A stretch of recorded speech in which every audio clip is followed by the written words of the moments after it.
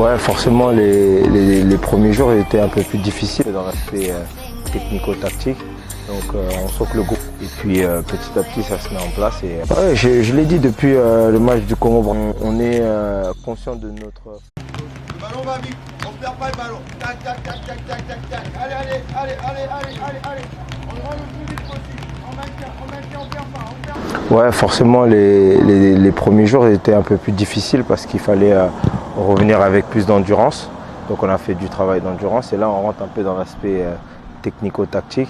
Donc on sent que le groupe est en osmose, tout le monde travaille dans la même lignée, dans la même direction. Et puis petit à petit ça se met en place et on a encore une semaine, voire 2 semaines pour se préparer. Donc on est confiant, on est bien.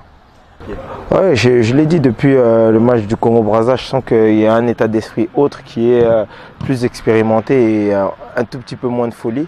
On s'expose moins et je pense qu'on est conscient de notre force et nos faiblesses. Et je suis content parce que avec cette expérience, avec la fougue des jeunes, je pense qu'on peut faire quelque chose de bien. Après, je suis confiant.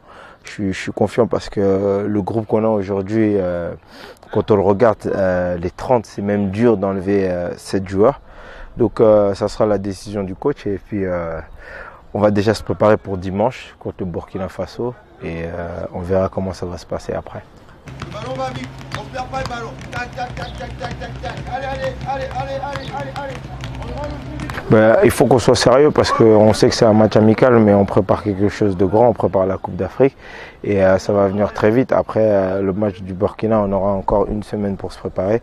Donc ça va être très sérieux, on va beaucoup mettre l'accent sur la tactique et sur nos déplacements et nos placements défensifs parce qu'on sait que nos atouts offensifs sont très dangereux. Maintenant, il va falloir qu'on soit des garde-fous derrière et à gérer les joueurs qui ne se replacent pas ou qui se replacent mal.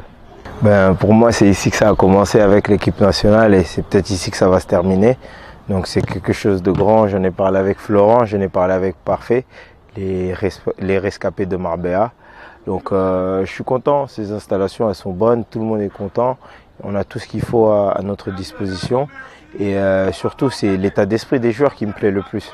On a couru, il n'y a personne qui s'est plaint, on a fait du travail physique, c'était dur mais personne n'a lâché et sur chaque entraînement on voit que les joueurs ont envie, tu vois. Donc c'est pour ça que Marbella représente beaucoup pour moi. En tant que capitaine, souvent quand on vient en équipe nationale, on pense que on est entre guillemets VIP et privilégié.